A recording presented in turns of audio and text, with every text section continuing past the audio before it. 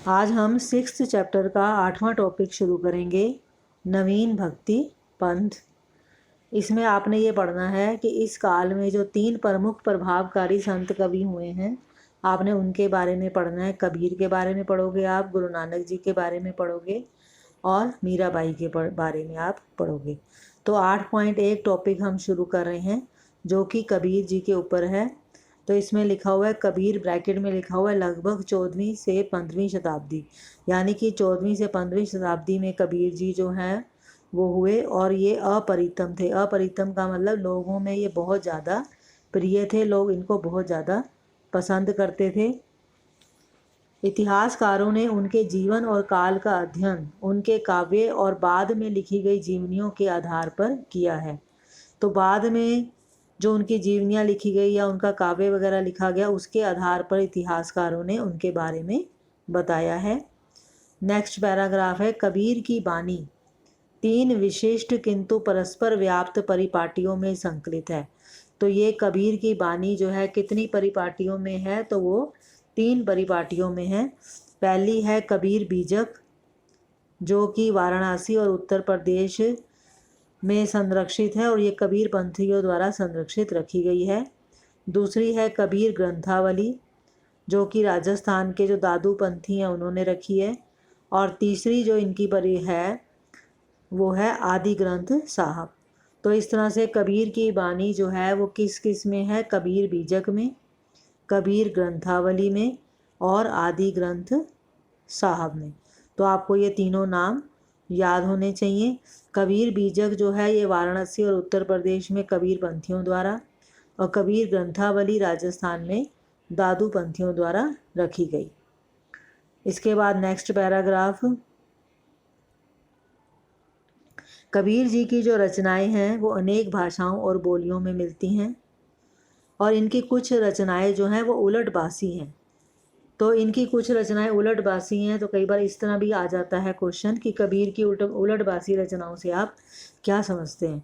यानी कि कुछ ऐसी रचनाएं थी कबीर जी की, उलट बासी का मतलब जो बिल्कुल सीधा सीधा लिखा जाता है वैसे ना लिख के घुमा फिरा कर लिखा जाए, कि उसमें जो है उस रचना में मतलब उसको पढ़कर उसके जो उसका गूढ़ अर्थ जो वो बताना चाहती है वो समझना मुश्किल हो, यानी कि बात को घुमा फिरा कर उल्टे तरीके से कहा जाए। तो इस तरह से इनकी कुछ रचनाएं उलटबासी भी हैं। उसके बाद नेक्स्ट पैराग्राफ पे आ जाओ। अब कबीर की बाणी जो थी उसमें मतलब उन्होंने कई परिपाटियों का सहारा लिया, जैसे कि उनके बाणी में अल्लाह, खुदा, हजरत, पीर इस तरह के शब्द भी मिलते थे, या अलख, निराकार, ब्रह्मांड, आत्मन इस तरह के भी मिलते थे, या शब्द शून्य जैसे भी योगी परंपरा से भी शब्द जो हैं वो लिए गए। तो यानी कि वो मुसलमानों के शब्द, योगी परंपरा के शब्द, तो हर तरह के शब्द उनकी बाणी में मिले हैं। नेक्स्ट पैराग्राफ,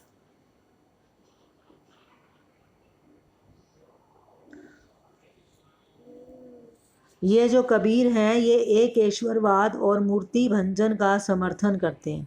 यानी कि जो कबीर जी हैं इन्होंने एक ईश्वरवाद का समर्थन किया, यानी ये मानते थे कि जो ईश्वर है वो एक ही है। और मूर्ति भंजन का मतलब होता है कि वो मूर्ति पूजा में विश्वास नहीं करते थे, मूर्ति पूजा का वो विरोध करते थे। तो उन्होंने हिंदू धर्म का जो बहुदेववाद था और मूर्ति पूजा का खंडन किया है। यानी कि कबीर जी जो है हिंदू धर्म में बहुत सारे जैसे देवता होते हैं वो इस चीज़ के भी खिलाफ थे और मूर्ति पूजा के भी खिलाफ थे। इसके बाद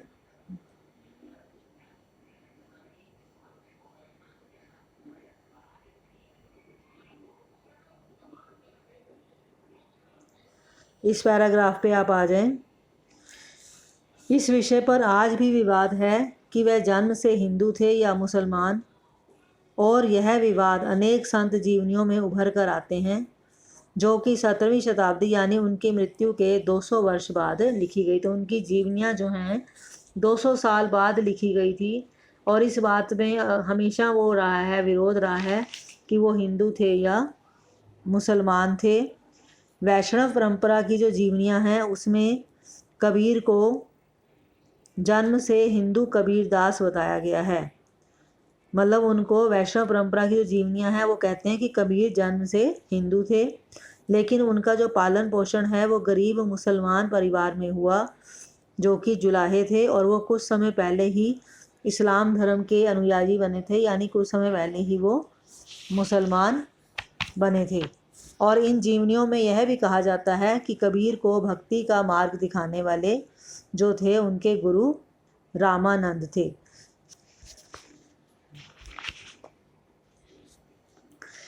तो उनके गुरु रामानंद बताए गए हैं, लेकिन कबीर के जो भी पद थे उसमें गुरु और सतगुरु जो संबोधन किया गया वो किसी एक विशेष व्यक्ति के लिए नहीं किया गया, यानी रामानंद जी के लिए किया गया हो, ऐसा उनके पदों में नहीं था। तो अभी हमने जो टॉपिक पढ़ा है 8.1 कबीर जी के बारे में, तो उसमें पहले तो आप देख लो एक एक नंबर के क्वेश्चंस जो बनते हैं आपके वो कौन से हैं। एक तो कि कबीर की बानी कौन सी 3 परिपाटियों में संकलित है। कबीर की उलटवासी रचनाओं से आप क्या समझते हैं। वैष्णव परंपरा के अनुसार कबीर के धर्म के विषय में क्या कहा गया है। कबीर के गुरु कौन थे। ये तो बनते हैं बेटा छोटे क्वेश्चंस। बाकी कबीर के बारे में अगर आता है तो जो अभी मैंने आपको बुक से देखकर पढ़ाया है, अंडरलाइन करवाया है, वो आपने लिखना है। और मेन आप कबीर की शिक्षाएं एक बार मैं आपको रिवाइज़ करवा देती हूँ कि कबीर जो है वो एक ईश्वर में विश्वास रखते थे। वो ये मानते थे कि ईश्वर एक है।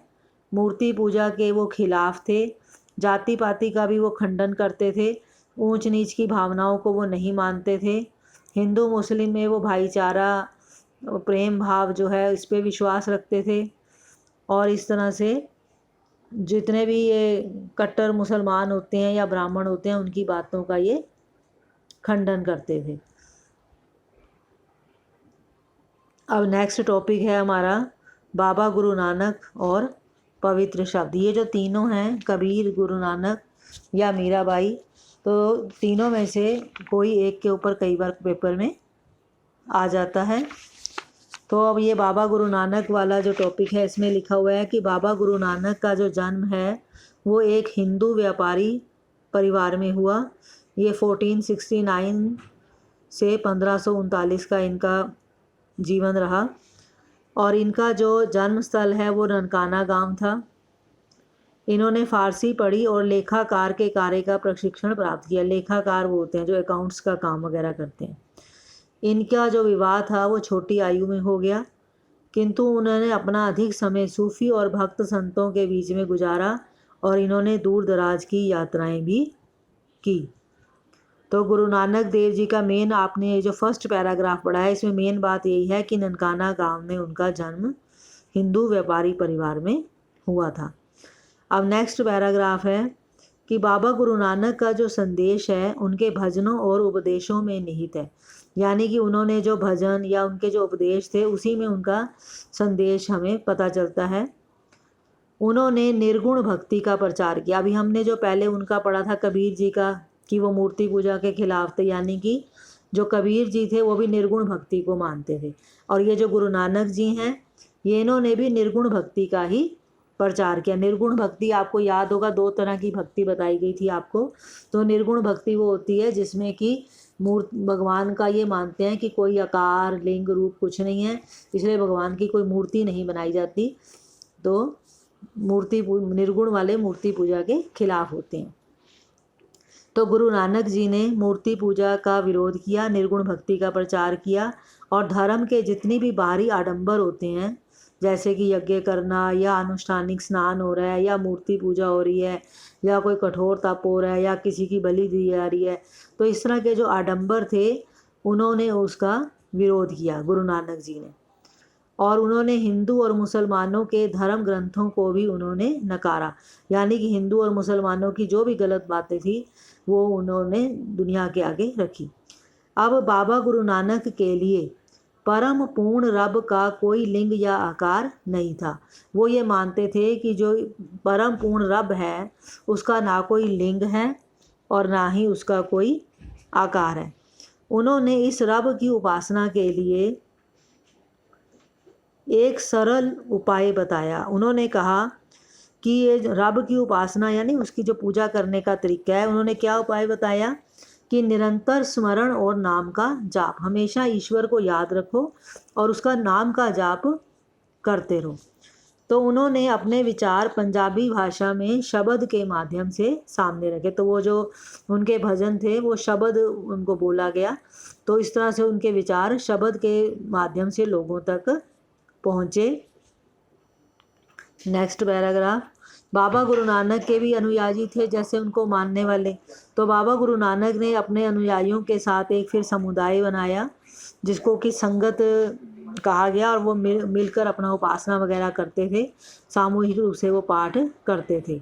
और उन्होंने अपना जो अनुयायी था अंगद, उसको फिर अपने बाद गुरु पद पर आसीन किया।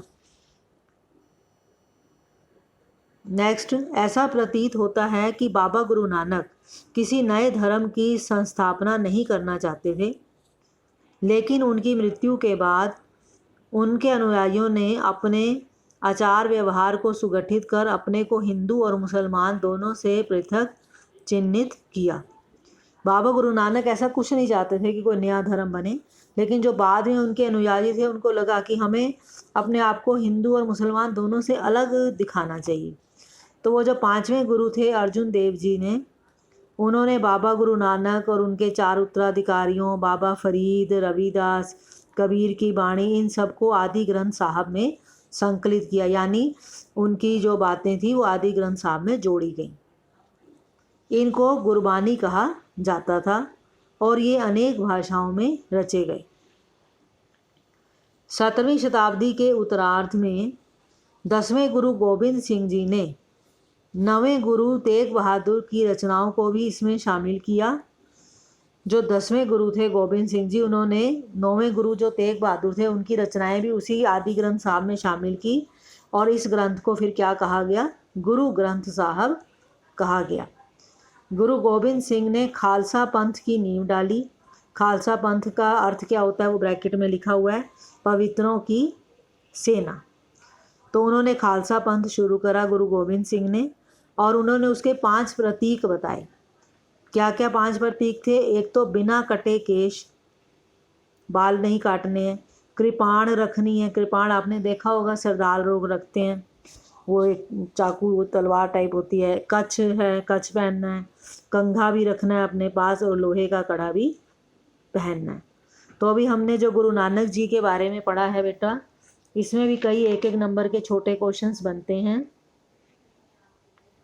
एक तो ये बनता है आपका कि उन संतों के नाम बताओ जिनकी वाणी को आदि ग्रंथ साहब में संकलित किया गया। तो वो आपको भी मैंने पढ़वाया था। एक ये बनता है खालसा पंथ का क्या अर्थ है। नेक्स्ट बनता है खालसा पंथ के 5 प्रतीक कौन से हैं। और वैसे अगर इनकी शिक्षाएं पूछी जाए गुरु नानक जी की, तो उनकी शिक्षाएं वही हैं कि इन्होंने निर्गुण भक्ति का प्रचार किया। धर्म के जो बाहरी आडंबर थे जैसे कि अनुष्ठानिक स्नान, मूर्ति पूजा, तप, यज्ञ, इन सब का विरोध किया। हिंदू और मुसलमानों के धर्म ग्रंथों को भी उन्होंने नहीं स्वीकार किया। गुरु नानक ने कहा कि परम पूर्ण रब का कोई लिंग या आकार नहीं होता है। उन्होंने कहा कि रब की पूजा करने का तरीका है कि उसका लगातार स्मरण किया जाए और नाम का जाप किया जाए। ये भी जाति प्रथा को नहीं मानते थे, छुआछूत को नहीं मानते थे, किसी तरह का कोई भी भेदभाव ये नहीं मानते थे। अब हम नेक्स्ट अपना शुरू कर रहे हैं 8.3 मीराबाई। मीराबाई का तो आपको पता ही होगा। मीराबाई जो है ये 15वीं-16वीं शताब्दी की हैं, और मीराबाई मारवाड़ के मेड़ता ज़िले की एक राजपूत राजकुमारी थी, जिनका विवाह उनकी इच्छा के विरुद्ध मेवाड़ के सिसोदिया कुल में कर दिया गया। वो शादी नहीं करना चाहती थी, लेकिन उनकी इच्छा के विरुद्ध उनकी शादी की गई। उन्होंने अपने पति की आज्ञा की अवहेलना करते हुए पत्नी और माँ के परंपरागत दायित्वों को निभाने से इनकार कर दिया। जब उनकी शादी उनकी मर्जी के बिना हो तो गई, लेकिन उन्होंने फिर कोई भी दायित्व निभाने से उन्होंने मना कर दिया। वे विष्णु के अवतार कृष्ण को ही अपना एकमात्र पति मानती थी। उनके ससुराल वालों ने उन्हें विष देने का प्रयत्न किया, लेकिन वो बच गई उससे, और फिर वो राजभवन से निकलकर जो है वो संत बन गई और लोगों को गीत सुनाने लगी, जो उनके मतलब कृष्ण के गीत। और मीरा के गुरु जो हैं वो रैदास थे, जो एक चर्मकार थे। चर्मकार कौन होते हैं? जो चमड़े का काम वगैरह करते हैं। तो इससे यह पता चलता है कि मीरा ने जातिवादी समाज की रूढ़ियों का उल्लंघन किया। ऐसा माना जाता है कि अपने पति के राजमहल के ऐश्वर्य को त्याग कर उन्होंने विधवा के सफ़ेद वस्त्र अथवा सन्यासिनी के जोगिया वस्त्रों को धारण किया।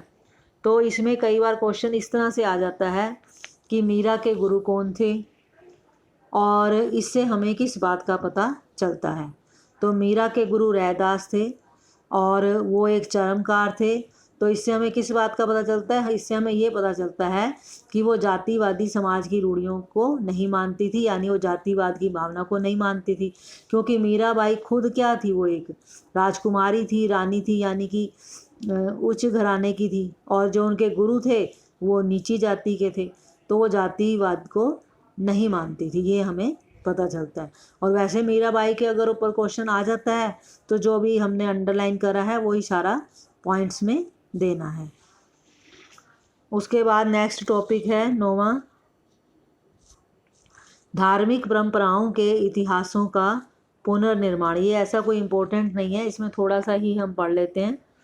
तो इस पे जो क्वेश्चन बनता है आपका 9वें टॉपिक पे, वो यही बनता है कि भाई जो धार्मिक प्रथाओं का इतिहास है वो कैसे पता किया जाता है, कि भाई क्या क्या धार्मिक प्रथाएं होती थी, क्या क्या होता था धर्म के नाम पर। तो उस इतिहास की जानकारी कैसे होती है, तो वो आप देख सकते हैं फर्स्ट लाइन में लिखा हुआ है कि धार्मिक परंपरा के इतिहास के लिए बहुत सारे स्रोत इस्तेमाल किए जाते हैं, जैसे कि मूर्ति कला है, स्थापत्य है,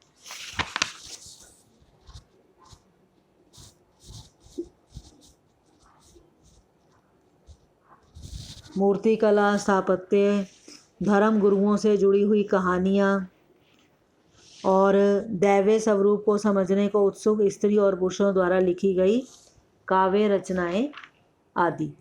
तो इसी के साथ बेटा हमारा अब ये चैप्टर जो है ये कंप्लीट हो गया है। और मैं जो जो चैप्टर आपको कंप्लीट करवा रही हूँ, आपने उसके पीछे के जो क्वेश्चंस हैं वो सभी बच्चों ने करने हैं।